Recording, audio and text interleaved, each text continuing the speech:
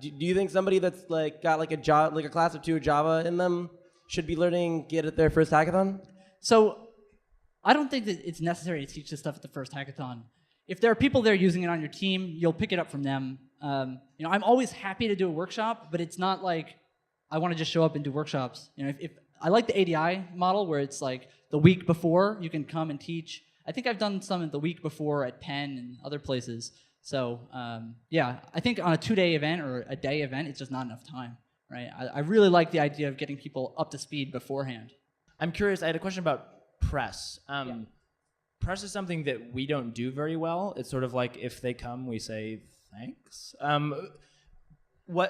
do you, so I don't think we're quite at the stage where we're going to be able to send out Mechanical Turks to find the right kind of blog writers, and we contact our school newspaper, which is like about as useful as a school newspaper. How do you get interesting people that have no reason to attend the event to come to the event?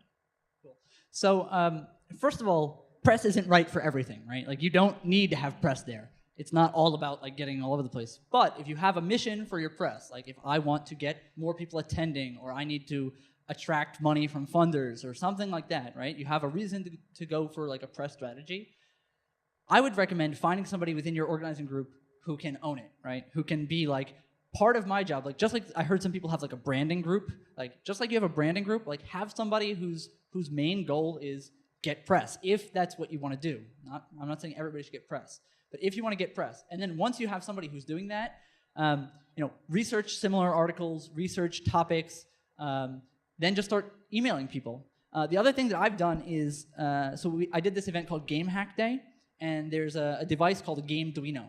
And Gameduino is, as you'd imagine, it's an Arduino made for like making 8-bit games. And I thought originally, I was like, oh, I should buy some of these, right? And just have them around. And then I like found out it was created by this dude in California. So I emailed the dude in California. I was like, hey, would you come give a workshop about this? And by finding like a topic expert, he also brought in some press. Like he came, brought his stuff. I bought 20 Gameduinos. He ran an hour or 2 workshop and had office hours about Gameduino so people could build it.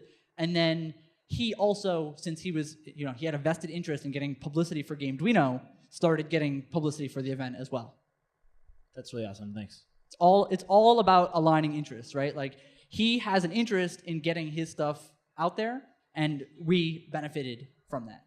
So something you didn't really talk about was judges, and it's something we've struggled with in the past, that we've had these really awesome judges, and we've kind of felt embarrassed because you're doing the day of, you're kind of running around, and then all of a sudden you're like, shit, my judge, what do I do? How do I make them feel really appreciated because they're really, really cool? Mm-hmm. And do you have any advice on that? So I don't know what my opinion on having judges is. I tend to go back and forth about, sometimes it's a good idea to have competitive edge and expert judges. In my events where I've had prizes, I've done it all by audience voting. So then you eliminate the need for hand-holding a judge or anything like that. There are definitely cases where if you can get somebody who's really awesome, that's great, and they'll come and they'll talk and they'll attract an audience, and they'll, I got a prize from Facebook CEO or whatever it is, right? But I don't really have a lot of experience with getting those kinds of people and doing the judging thing. The one thing that I will say is that make sure that whatever you do, you're very respectful of their time, especially if they're prominent people. For example, there's this thing, it's a high school coding competition, and they asked me for our CEO to be a judge. And they've had people like Rasmus, like the PHP founder, the Python creator, people from Google, really, really heavy hitter people as judges. And the way they're able to make that possible is by time boxing their commitment very, very tightly and saying, okay, it's going to be 20 minutes of your time. We're going to send you a pre-screened list of 15 hacks that are really awesome. And then I want you to make a comment about each of the top 5 that you choose, right? It's very, very clear cut. And then they don't really mind. They sit down, they do the thing, and then they can show up, they can do it, and they can go. Otherwise, if you have a huge commitment, like a huge ask for them, they might feel underappreciated if nobody's around to talk to them or do stuff. This is actually a follow-up on the judges, and you were saying that you don't use judges, you use the crowd. So one of the problems that's appeared in the past is when you use social media or when you do crowd favorites, people will just have their friends text in the number or tweet the number or whatever, And so how do you like ensure that it's the members who are judging?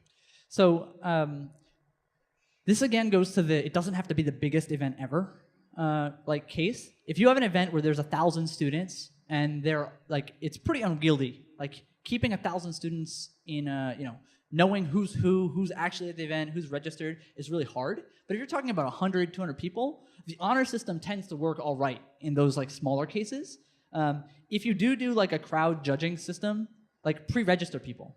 Like I don't know if Hacker League supports it or not, but everybody who attends registers, and then only the people who attended or only the people who submitted hacks. This could be a way to get more people to demo and more people to write up their hacks. Only if you submit a hack can you vote or stuff like that. But you'd need to do a pre-registration type thing. Yeah. My personal strategy for that would be make the event smaller and more intimate, and then you won't have to deal with that problem. But different people like to do different kinds of events. Thank you. Thank you.